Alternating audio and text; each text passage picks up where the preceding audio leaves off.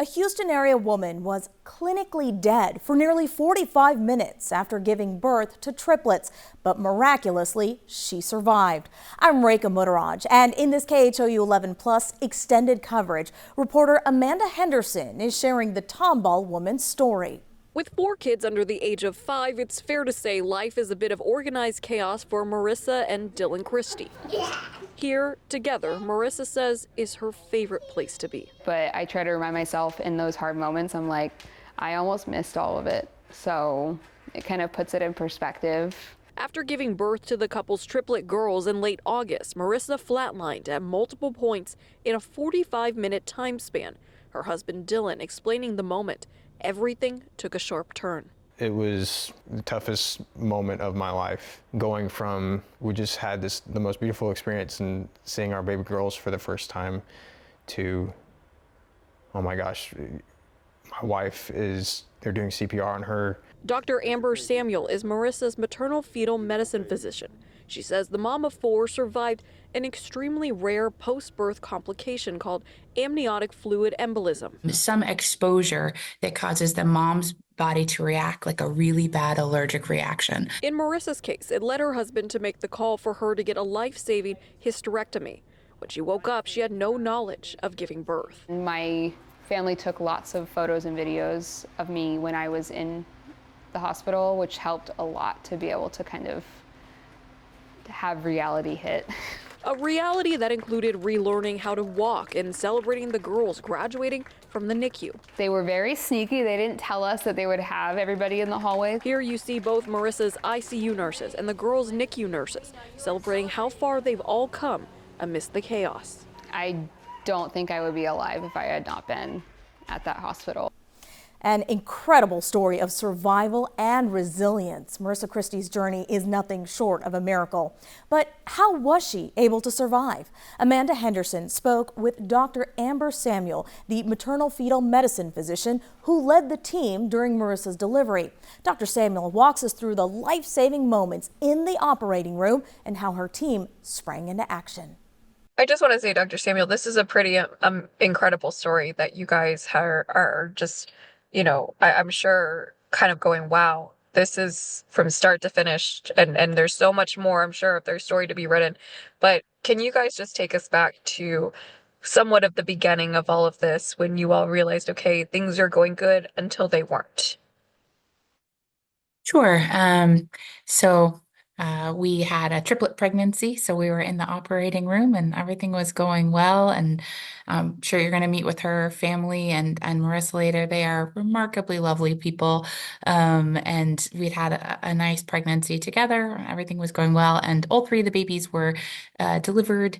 And right as we were delivering the placenta of triplet C, I believe, she lost consciousness, made kind of a strange noise, and our adept anesthesia team noticed that she no longer had meaningful cardiac activity, no pulse, no blood pressure, and she wasn't oxygenating, and that was all within 10-15 seconds.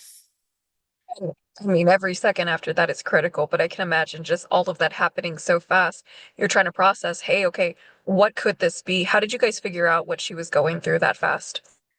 They're actually not a huge differential right at that time of delivery of the placenta of a young, healthy woman who would go from being fine to cardiovascular collapse. And so heart attack, stroke, seizure from a pregnancy-induced complication, or in this case, an amniotic fluid embolism, or some people call it an anaphylactoid reaction. But that was almost immediately what I thought was happening.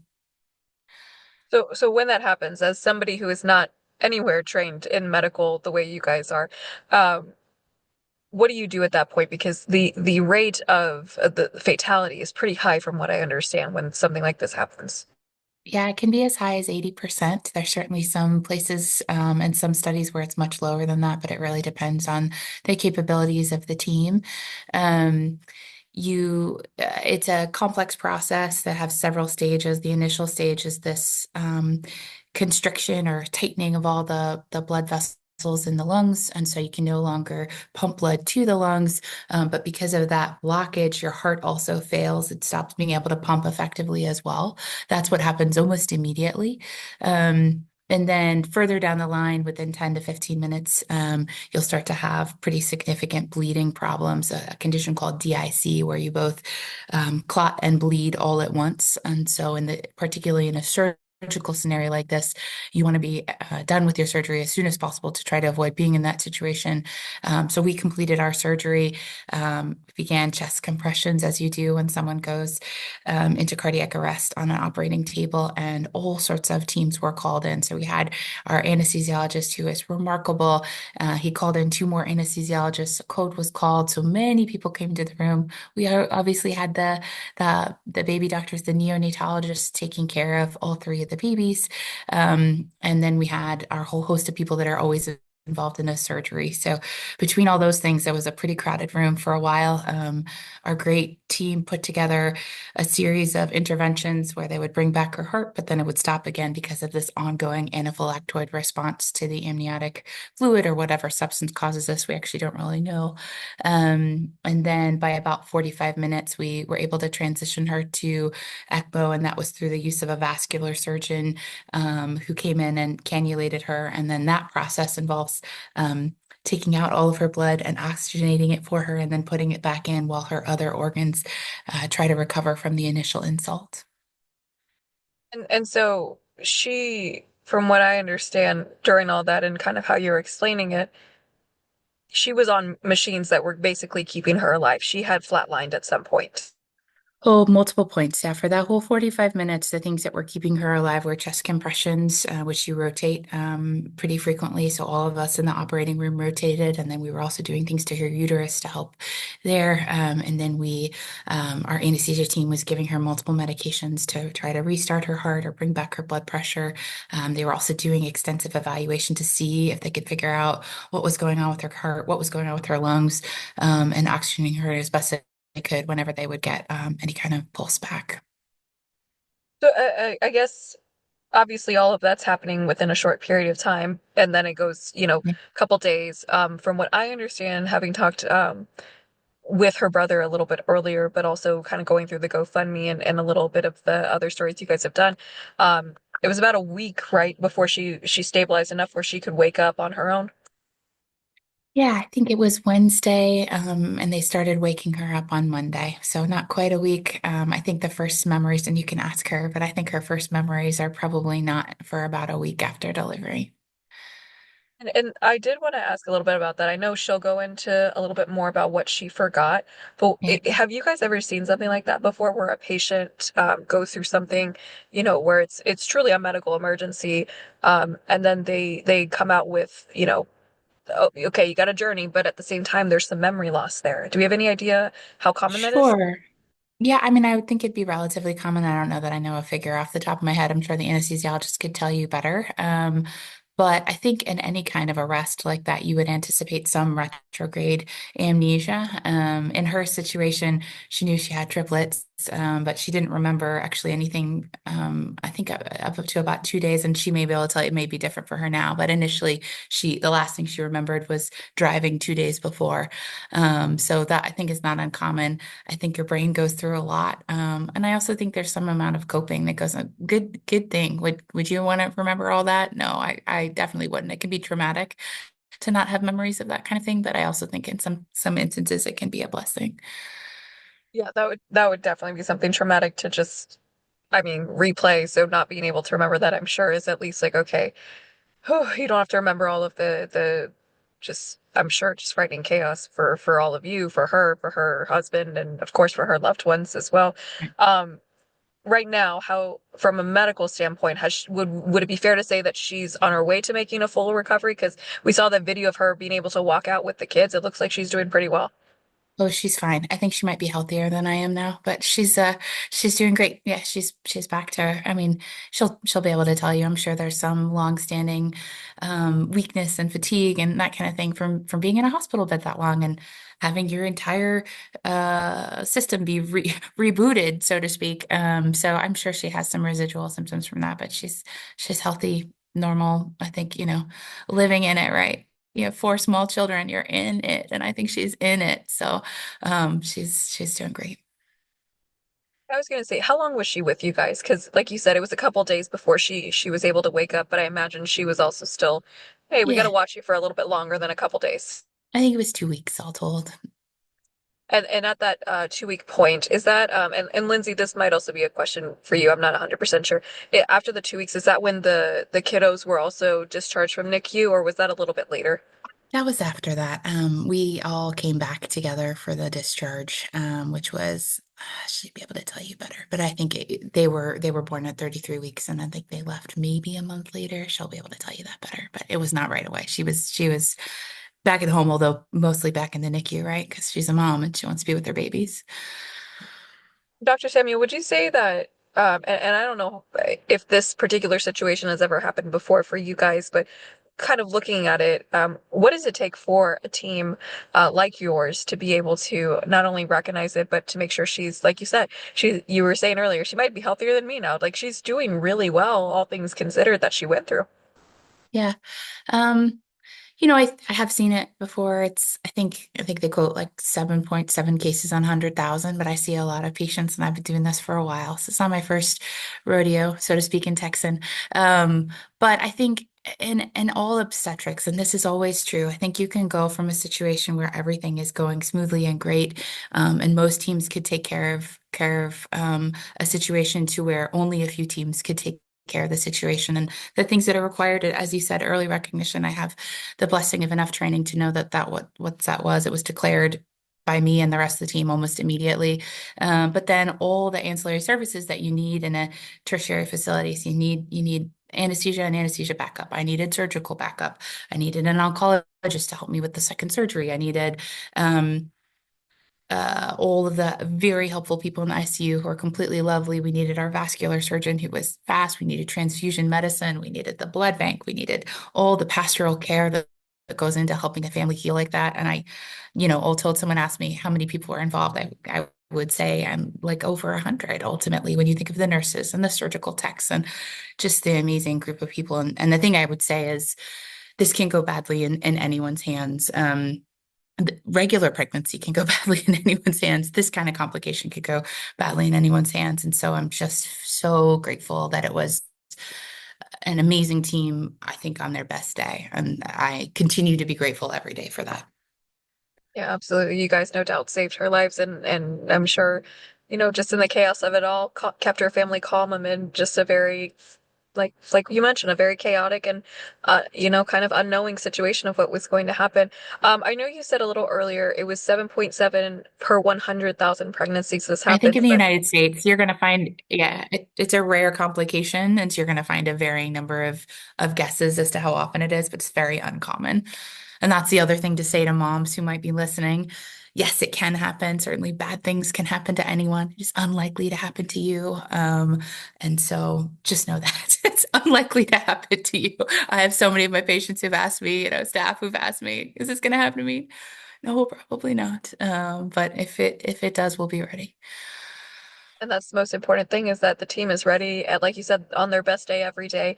I do want to, just for our viewers who might hear this and go, okay, is this going to happen to me? How does this happen? How do you know? Just on my limited research that I have, and please correct me if I'm wrong, because I'm sure when it comes to medical stuff, I probably am. But this is when the cells from the placenta get into the bloodstream of the mom. Is that correct?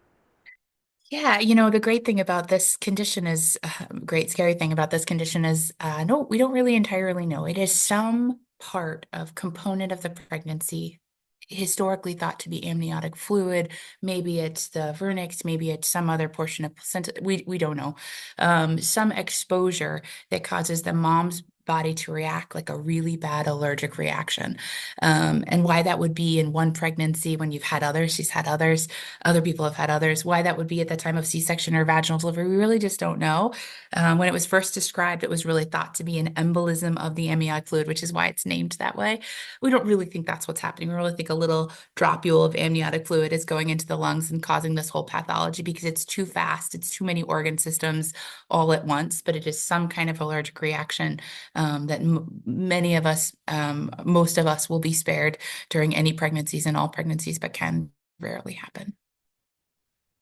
Dr. Samuel, my last quick question is, it's a little more personal for you. I mean, you were there. Would it be fair to say that you were her like labor delivery doctor in this situation? Yeah, I took care of her. She had an excellent OBGYN who transferred her to me very early in the pregnancy because of the triplets, which is one of the things that I take care of more commonly. So yeah, I was with her the whole time. We did all the ultrasounds together. I was, with her from the day of admission, and I was there, all those days afterwards with Dylan and the rest of her family. So I think it was primarily me, yes. But there were so many people taking care of her after this happened. I don't want to take any amount of credit other than to say I was the one that knew her best at the time that this all happened. You know them well. You know them. You knew them well when this happened. You know them Much well better today. now.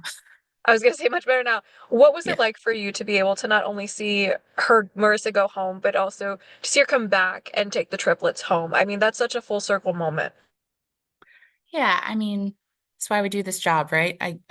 I'm grateful for the team. I'm grateful for this job. I would never do anything else. But medicine is hard. I'm sure any person in medicine will tell you it's a little bit of an uphill battle, and there's a lot of really hard days. So to have a really great day to celebrate her family and celebrate all the amazing things that her family did for her during that time, and Dylan did for her, and then all the ways that she was strong and recovered, and I think it just makes the job worth doing. Dr. Samuel's insight highlights just how rare and complex Marissa's condition was, requiring a level of teamwork and expertise not often seen. Now, Marissa is sharing her perspective on what life has been like since that day, how she's coping, and how her family is moving forward together. So we got to see just such a beautiful video of you, your husband, and your triplets when they graduated the NICU. But for you, that's a moment that you almost didn't get to be part of. Yes. We're so happy to see you here now, but can you take us back to the moments before? What do you remember? About the C-section? Yeah. Nothing. I lost going to the hospital the 2 or 3 days before that. I have no memory of. So the last memory I have is of going to a movie the Saturday before, and after that there's just nothing. So, and then the next thing I remember is waking up in the hospital in the ICU. I'm So, sure very overwhelmed with the amount of yes, very scary. So scary that I honestly thought it was a dream for a while, because I was like, there's no way. So it took a while, especially with the drugs I was on, it took a while to kind of like come to terms with everything that had happened. So. When you woke up, did you remember you had given birth? No. Mm-mm. So when they said your triplets are fine, they're in NICU, you were thinking what? I thought we had been in an accident, because that was like that I had been in an accident, or that my husband and I had gone somewhere and were in an accident, because I was like, that's the only explanation for why I don't remember giving birth to them. Because I was like, well, we didn't hit the C-section date yet, so I don't know what else would have happened. It took a lot of convincing from my husband and from like the doctors and nurses. They're like, no, you actually came to the hospital like of your own free will. So it's weird to not remember it. I know you said your last memories from 2 days prior when you guys went to a movie, but do you remember, and even right now, did you have any recollection of the pregnancy itself? Yes. So the only time lapse that I missed was that 48 to 72 hours before the C-section. But besides that, everything else I still remember really well, painfully well. It's very uncomfortable. So when your team of doctors, who we did, by the way, they all said hello. We talked with Dr. Samuel. Oh, she's amazing, yeah. And she said, in the moment they acted so quickly, but they said the next time that you were able to talk with them, they had to kind of fill in the missing pieces for you. Oh yeah. Of what happened. Yeah, I waited a little bit. I got bits and pieces from like my family was telling their side of it. The doctors told me a little bit of their perspective, and my husband probably told me the most of what had happened, but it was all kind of in pieces. And so right before I got cleared by Dr. Samuel, I actually went in and I was like, can you just tell me from like start to finish everything that happened, so like I have it straight in my head. That, and my family took lots of photos and videos of me when I was in the hospital, which helped a lot to be able to kind of have reality hit. I'm sure watching those videos must have felt very surreal for you. Yes. Yeah, very surreal. So you said having your girls there with you was comforting in a way that watching it back, you were able to kind of put the pieces together. Yes, I don't know if I could say enough about not just the NICU team, the ICU team, because I know, talking to my husband after the fact, I know how hard it was for them to fight to get the girls, because I'm assuming the videos where they're all swaddled, that was the second time technically I've met them.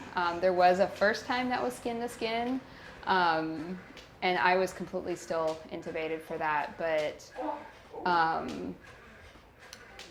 the team at the hospital, they bent over backwards for us, everybody there, and they were just amazing. They were very compassionate for me, compassionate for the girls.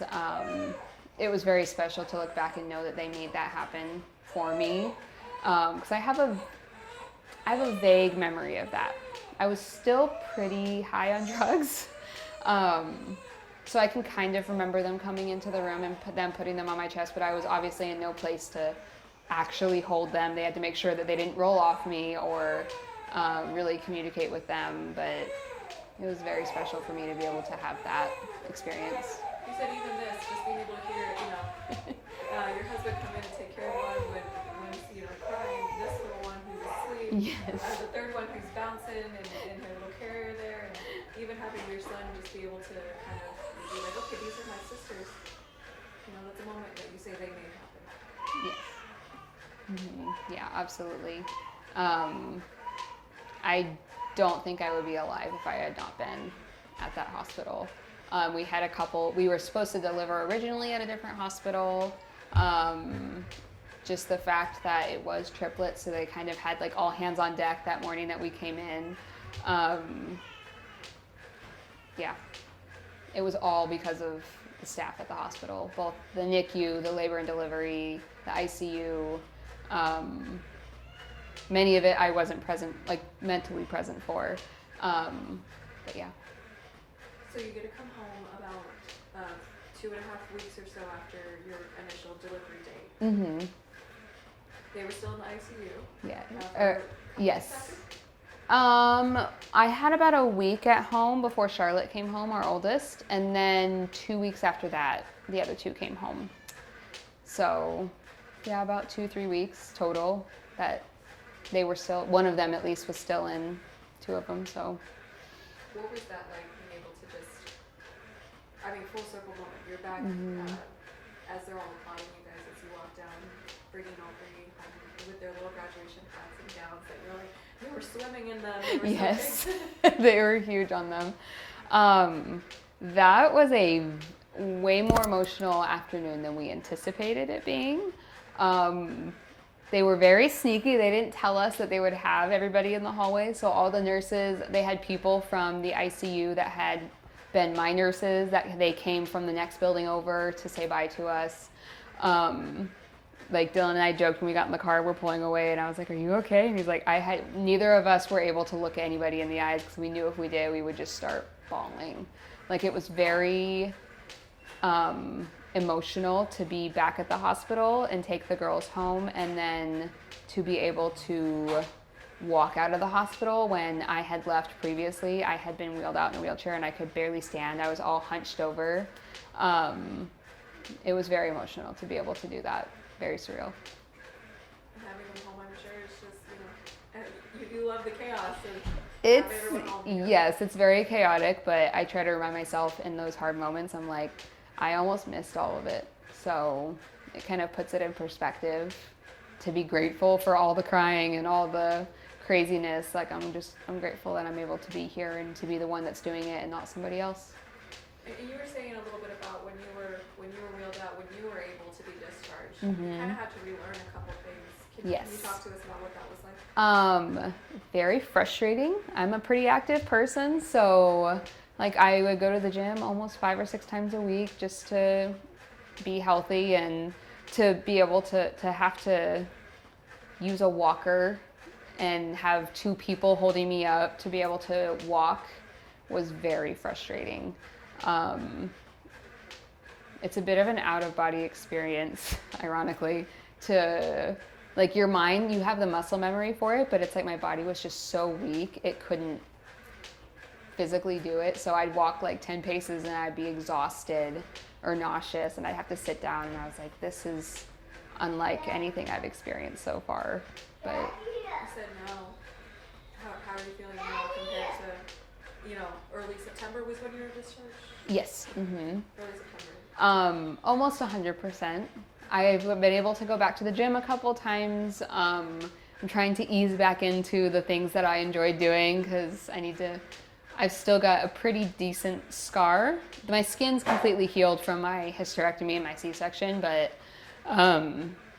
it's still a little sensitive, so I just have to be more careful about what I do. But I'm feeling almost 100%. I have no issues walking, talking. I have a bit of some short-term memory, but I can't tell if it's the brain damage or if it's just being a mom to 4. You know, when we were talking to Dr. Samuel, she said, you know, this is a very rare complication for people to have had. But she said that their team knew instantly, okay, here's what we're looking at, here's what we're working with. Yep. I'm sure as you go back for, you know, just the checkups and everything, they made mention of kind of what they saw. But like you said, if it wasn't for that team, we might not be here with everyone experiencing the chaos. Oh, absolutely. I can imagine even going back for those checkups can be emotional sometimes too. It was a little strange. Luckily, I didn't have to go back into the hospital. There's a very distinct smell of a hospital, obviously, so it was really hard when the girls were in the NICU. When I'd go visit them, I wasn't cleared to drive for a very long time, so I had to have somebody drive me. And so a lot of times it was just like, okay, I've got this person with me, I have to like keep it together for this person. So that was really hard to go to the NICU and see the girls, even though I wanted to go see them. It still kind of brought back some memories. But going to my doctor's office was always fun because everyone there knows me now. So, and seeing her was actually very healing. It was nice to be able to see her when I'm not in a hospital gown, when I'm not completely tied up to all of the machines and stuff they had me on. It's a bit of a double-edged sword in a way. You know, I know so many people, especially as of recent, have seen your story and just been inspired by your will, your husband's will, and your, you know, your family's will to just keep going and to say, okay, look, we're not going to let what happened in August define us for the rest of our life, but we want to share our story so people know that, you know, the team you have is so critical to your success and everything. But for people who are watching and who are paying attention, what do you want to make sure they hear about your story?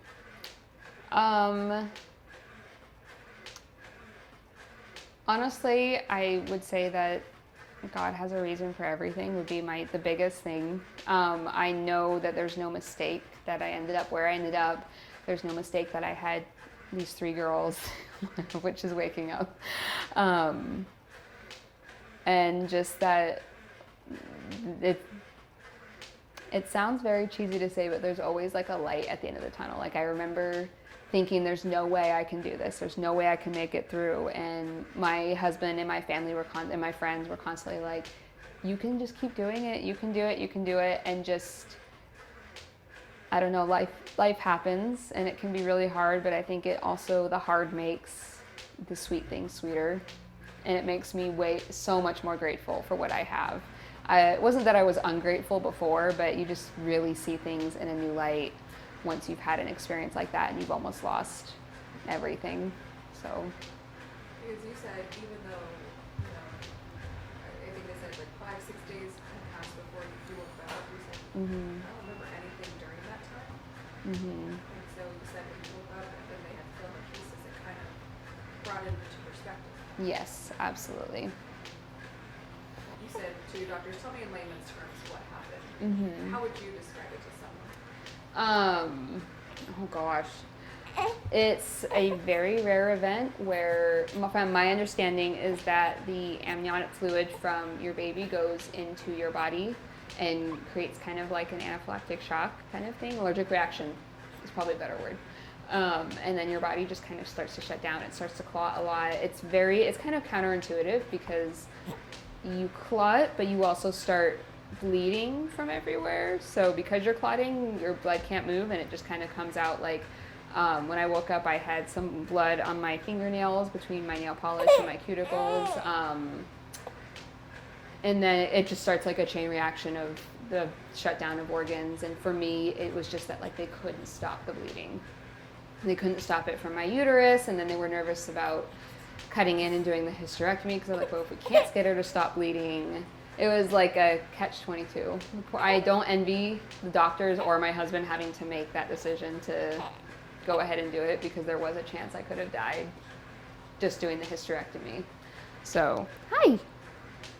Oh, I know. I was like, I think, and now you get to see Elvis every day. Like, Yes. telling us it's time to wrap up so you can go back to sleep. Yes. I know for you, you obviously remember everything more so than Marissa.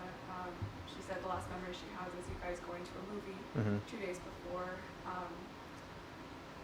When you guys got to the hospital, everything, as far as talking with Dr. Samuel, everything seemed to be going well.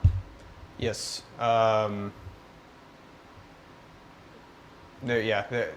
At least from my point of view, I didn't notice anything. She was super happy. We took a couple pictures before, like right before we went into the OR, and she was just glowing. She was just so excited.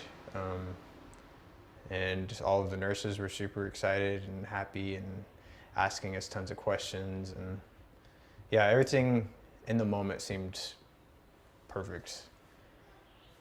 And then things obviously took a very sharp turn. Yeah. So they took her back into the OR room. They held me back for a little bit. They prepped her. That took about 5 minutes. Then they brought me in. They kind of walked me through everything. I was sitting right next to her, talking to her, and they said, okay, it's going to be a minute max, and all three of them are going to be out. And yeah, sure enough, within 45 seconds to a minute, all three of them were out. I got to share this beautiful moment with Marissa. We were, gave each other a kiss, and I was telling her and expressing how proud I was of her, and it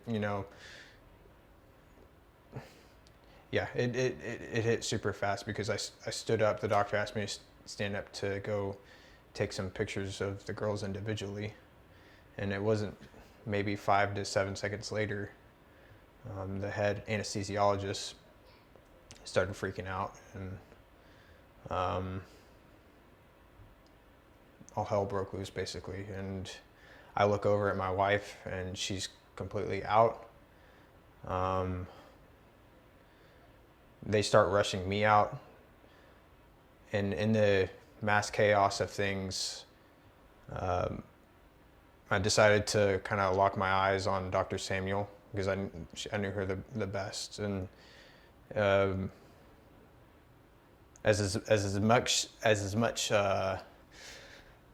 commotion and adrenaline that was filling in the air, she was in her element. She was focused on what she was doing. She didn't look at me, which I'm grateful she didn't. But she was in the zone and doing what she knew best. And she was completely focused on Marissa. What sucked was I had to wait outside the room for the time being. I had no idea what code blue meant, but that was blaring. There were already 25 nurses and doctors in the OR. Another 15 to 20 ran in. I just sat there and didn't know what to do. I had a couple of nurses come out and talk to me. And I really appreciate what they were doing. They were trying to comfort me, but for the 10 to 15 minutes, I didn't think my wife was going to make it. They then ushered me back to go see the girls in the NICU.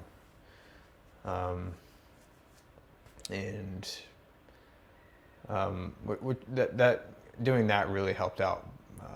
But I asked to have like just a moment by myself for a little bit, and I just remember going to the restroom and just collapsing on the ground, just praying and expressing myself to God and my Savior, and just please save my wife. I can't do this by myself. She's my best friend.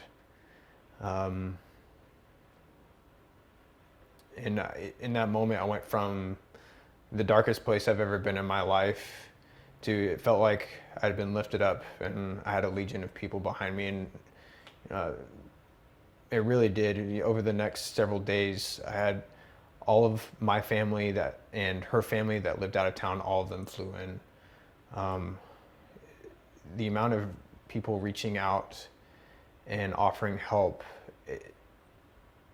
it's impossible to describe and express my gratitude for, because it was the toughest moment of my life. Going from, we just had the most beautiful experience in seeing our baby girls for the first time, to, oh my gosh, my wife they're doing CPR on her. They're saying that she's going into cardiac arrest. They're saying that she's losing tons of blood, that she was hemorrhaging, and yeah, it was a lot, but we're extremely blessed that she was able to get through this situation.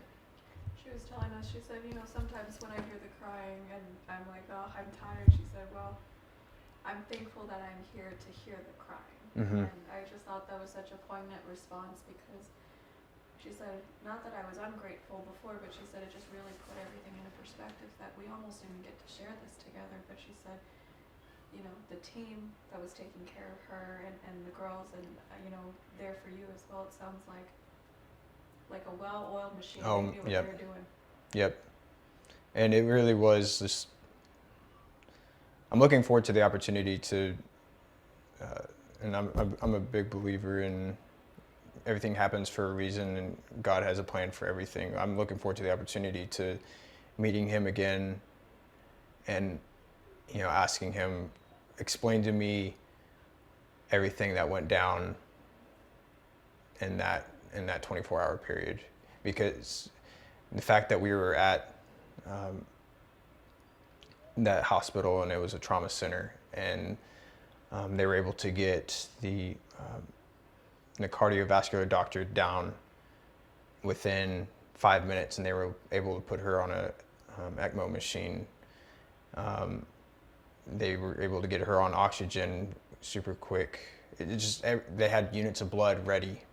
It's just everything that took place for almost the entire pregnancy, to be honest with you.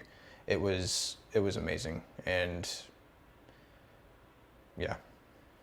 She mentioned you guys were actually supposed to go deliver the girls at a different hospital, but just ended up working out that you went to that particular hospital. Correct. Which, as you mentioned, happens to be a trauma center and have access to those resources a little quicker than maybe, places that are not trauma centers are. And Correct. she also made mention that, she said for her, she doesn't remember that whole stretch of time, even leading up to giving birth, but she said, I can't imagine the difficulty of the decision you had to make when it came to deciding to do the hysterectomy. Yeah, that was another pretty tough moment too. Just going up to the CVICU and seeing them. There was 3 nurses. It looked like they were working a seesaw on Marissa's abdomen, just trying to get her uterus to stop hemorrhaging and stop bleeding. Then on top of that, all the other nurses and doctors that were working around her.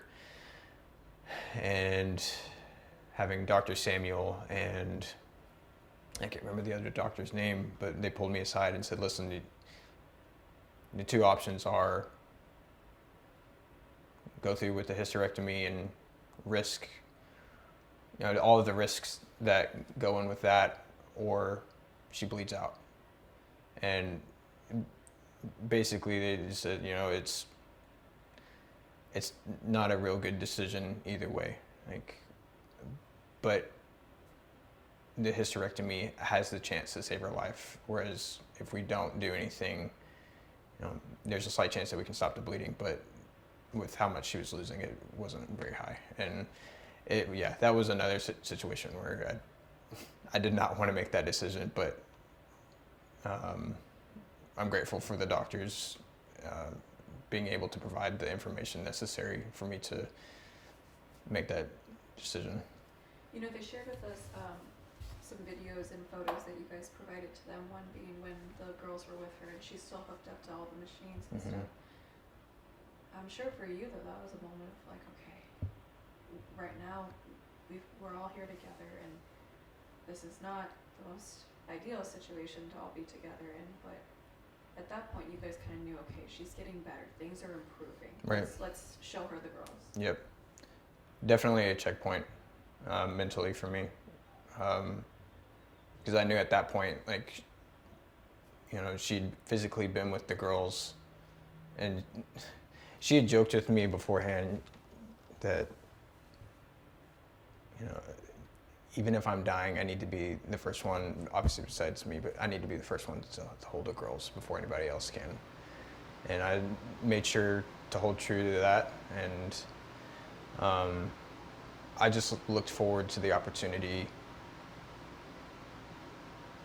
I'm extremely grateful for that moment for myself.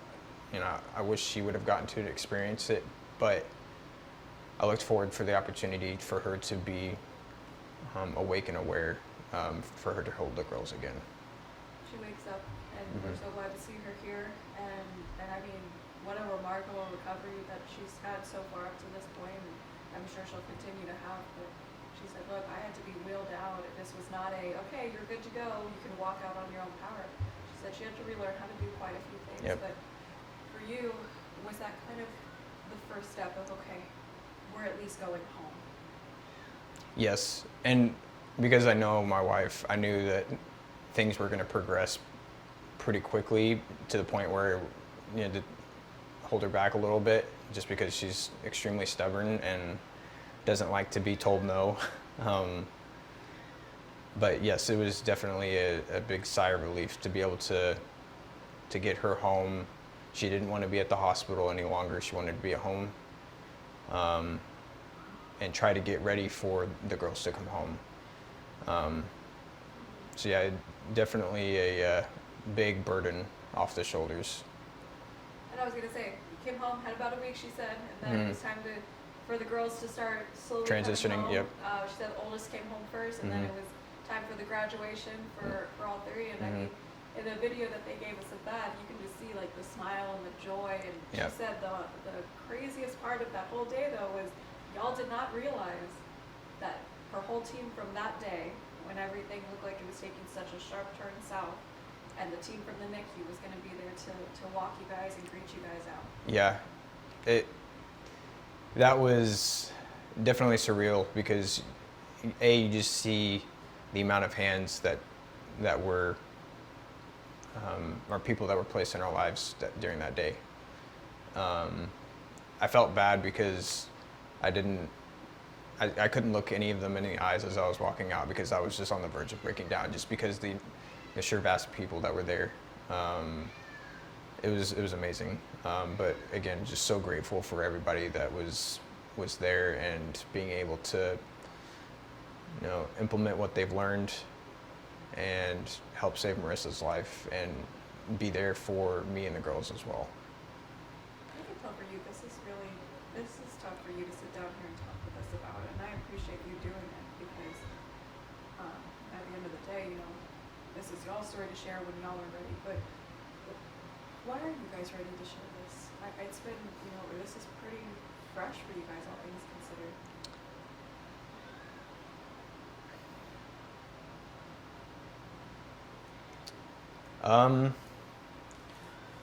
I guess with the time of year, just with Thanksgiving and Christmas coming up and being around family,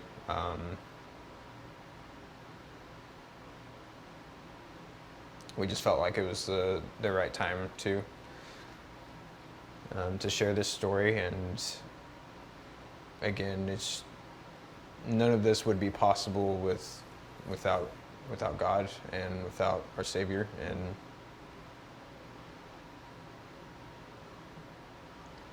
again, like I said earlier, I'm looking forward to the day to be able to give him a hug when I see him again for the first time and have him explain everything, because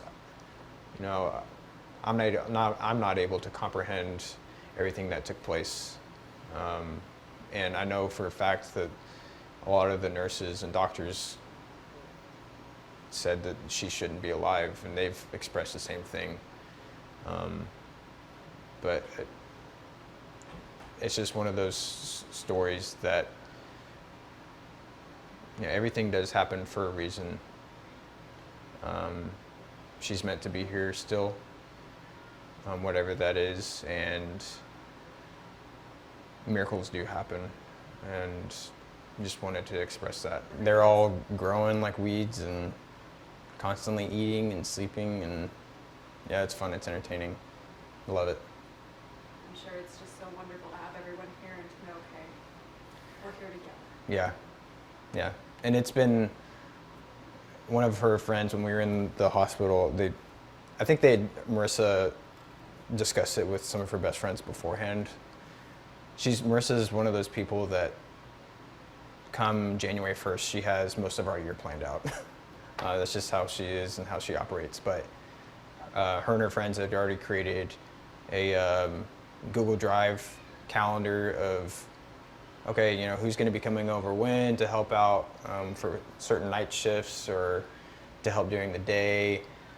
Another thing that they had done is they, over, I think it was a weekend, just we have a massive freezer in our garage and a fridge and freezer combo, and they filled that with frozen meals and stuff. And the people it wasn't just the people at the hospital, I guess is what I'm saying. Like you said earlier, you said it perfectly, it was a well-oiled machine, this whole process. Like, it freaked us out in the moment, but everybody that chipped in and helped with meals or helping with our son with Grayson while we were at the hospital, and the doctors, everything was amazing and really, really helped me focus on Marissa and the girls in that moment. So We're so glad to see all you guys home here together. As Marissa continues to embrace life with her family and overcome each challenge, it's a reminder of just how precious every moment can be. Thank you for joining us for this KHOU 11 Plus extended coverage. And be sure to stay connected with us right here for more inspiring stories from around Houston. For KHOU 11 Plus, I'm Rekha Muttaraj.